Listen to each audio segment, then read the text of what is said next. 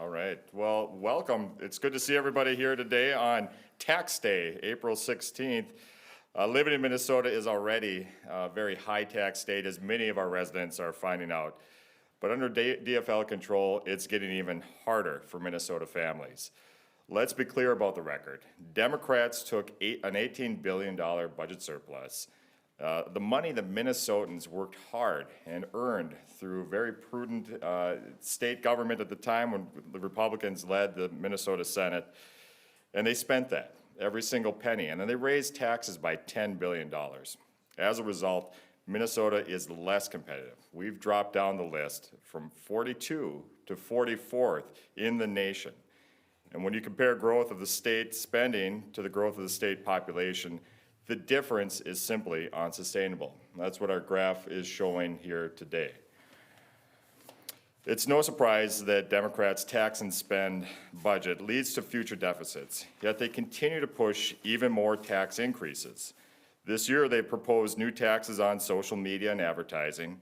They want to extend the sales tax to legal and accounting services that we use in filing our taxes and making sure that we are putting our estates in order. They demand a fifth tier of income taxes and offer a new statewide property tax, and even a constitutional amendment that raises sales tax for housing. While Minnesota families are struggling with groceries, with housing, and with gas, Democrats' answer is to keep reaching deeper into your pockets. In contrast, we're seeing a relief at the federal level, thanks to federal changes. Americans are getting some of the largest tax returns that they've seen in years. Average refunds are up 11% this year, and sitting around $3,500 nationally as the refund for families.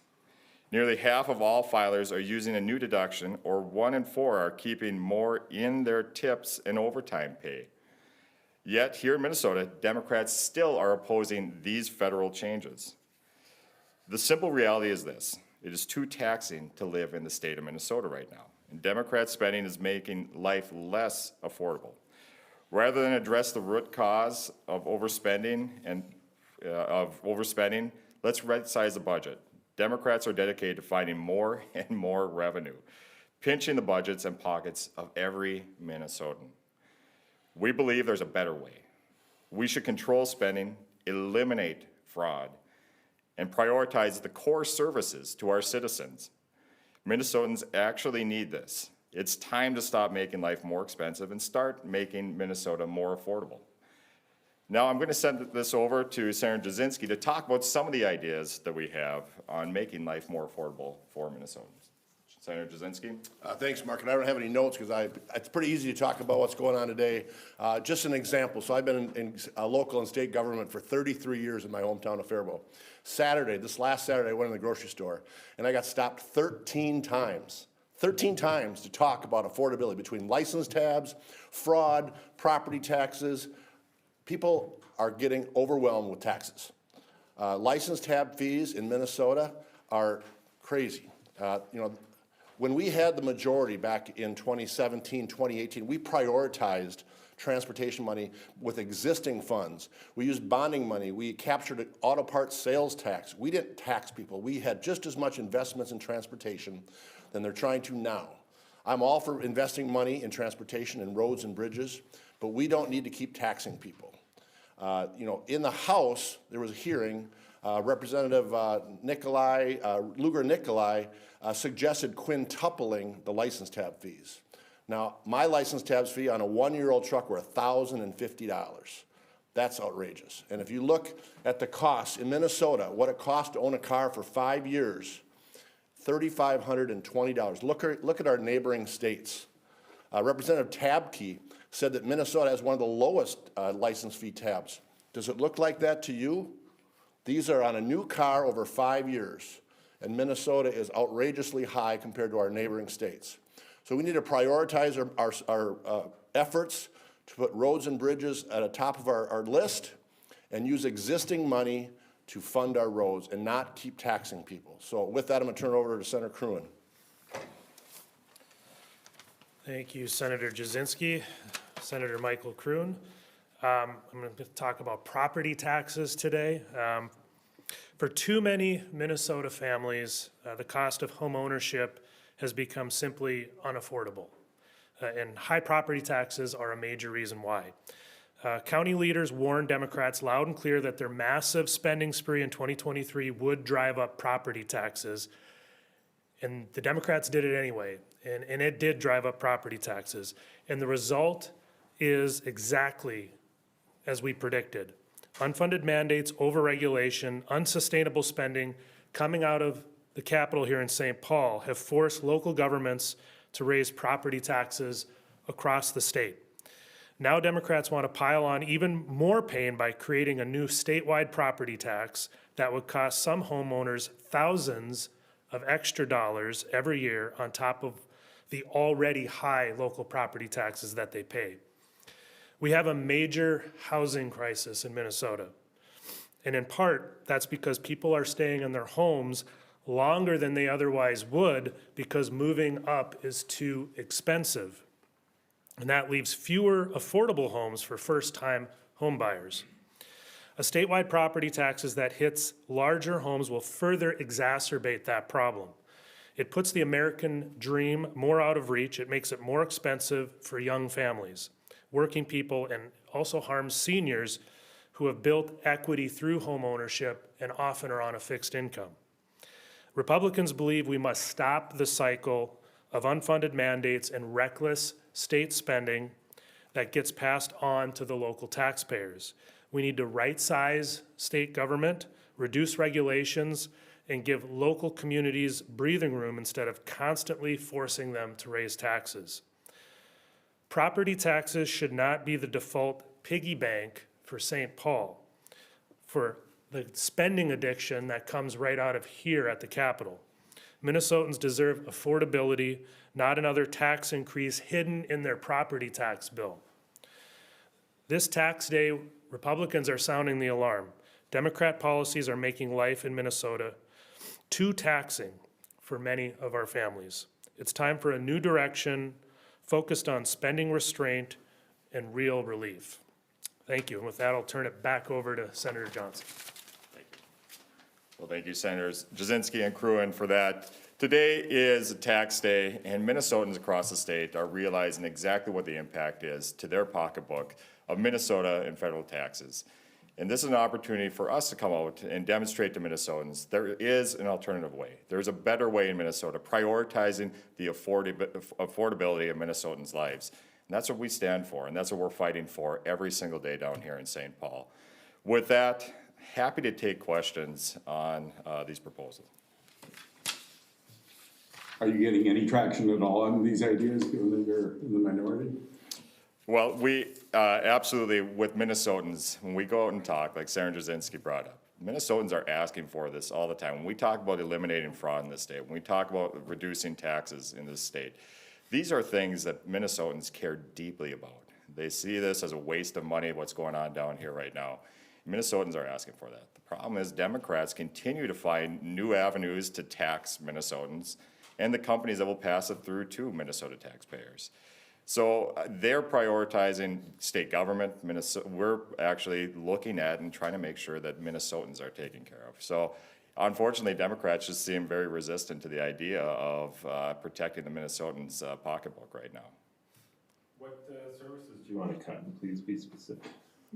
So reporters and Democrats continue to do this, where they go and they say, hey, Minnesotans or Republicans, what do you want to cut out of Minnesota's budget? What services, what do you want to do?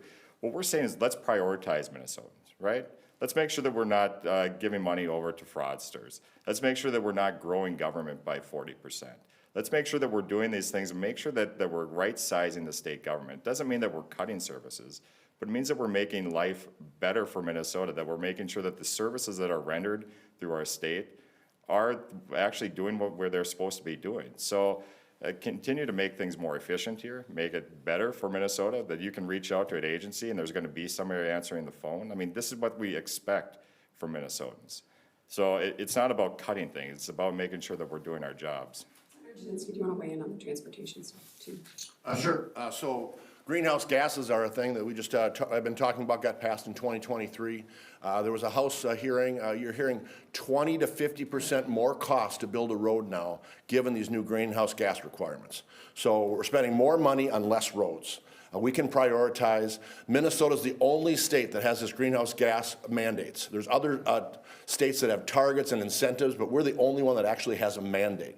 So it's going to cost 50% more to build a road in the future than it did before because of greenhouse gas emissions requirements. Minnesota is the only one that has the mandate in the nation. So another example of prioritizing. We built lots of roads, 2017, 2018, 2019, we funded all those roads. I think the bonding bill in 2018 had $300 million in the bonding bill for roads and bridges. The governor in his request yesterday in capital investment, $50 million. So it's prioritizing the money where it's spent, what it's spent on, and less regulations. We can do that. Thank you.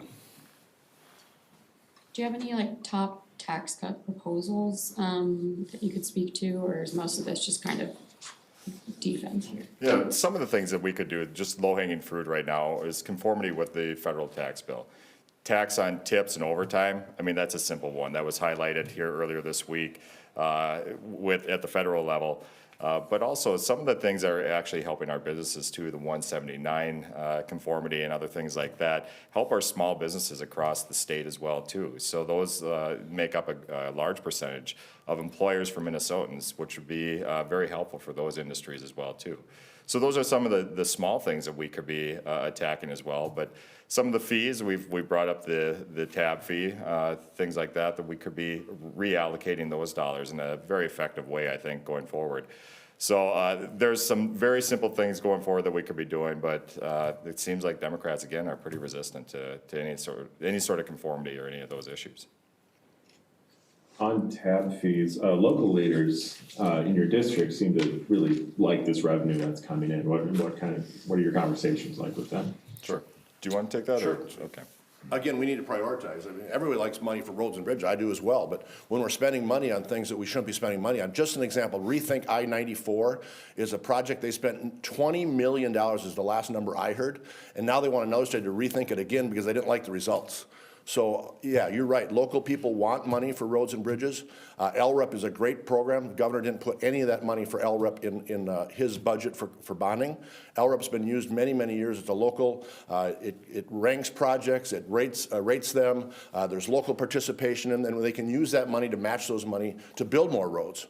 But the way it's being done now is they're taking all that money and they're spending on things that are not worth spending money on. I mean, it all sounds great, these greenhouse gas emissions, it sounds great on paper, but we don't see the results. We're not going to see those results. We have no proof those results are there. We're building trails, we're building sidewalks instead of interchanges and road miles. In rural Minnesota, we want more roads. We want to get commerce across the state. We want to get vacationers to go up north.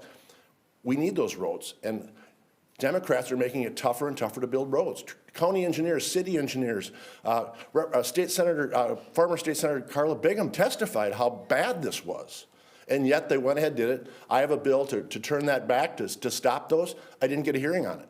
They had the hearing in the House, and if you watch that hearing in the House, it's amazing what people are saying against that. We need to prioritize how we spend that money, and yes, we need it for transportation, there is no doubt. We need to prioritize and not waste the money on things that aren't giving us results.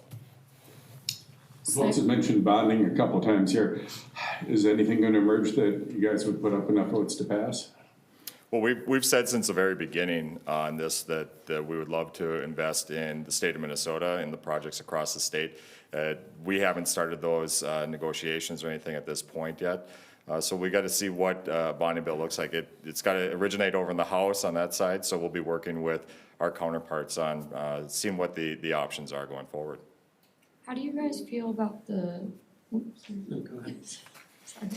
How do you guys feel about the HCMC ballpark tax proposal? Again, there's a number of ideas that are floating around. I've seen a couple of different proposals on the sales tax. I know Hennepin County has one of the highest sales tax additions in the state right now, and so it's difficult to see what the pathway is going to be there. But I know HCMC is getting to a critical point. We got to make some decisions on what's going to happen there for the future of HCMC in their operation and the services they provide across the state. So that's still being talked about. Hopefully, we can come up with something before the end of session. Will your caucus have companion bills, I might have missed this, to the Davids or Schultz bills in the House that would give the one-time refund for property taxes next year? The rebate. Do you want to talk about that? I've not heard of the Green Jackets coming over from the House. We're certainly open to looking at, carrying companion bills. I guess you could say a property tax rebate is better than nothing, but it's woefully insufficient. Minnesotans need permanent and ongoing property tax relief. That's where our focus should be. The easiest thing in the world down here at the Capitol is to impose mandates on somebody else and let them deal with the fallout of increasing taxes. And that's exactly what's happening with property taxes.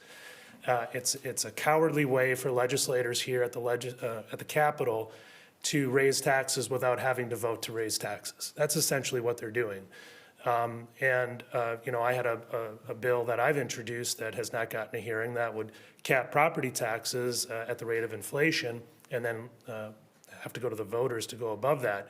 And that wasn't an attack on local governments. I do respect the position that local governments are in, but we need to have real, meaningful tax relief now for property taxes to Minnesotans, and that is the most immediate way to do it.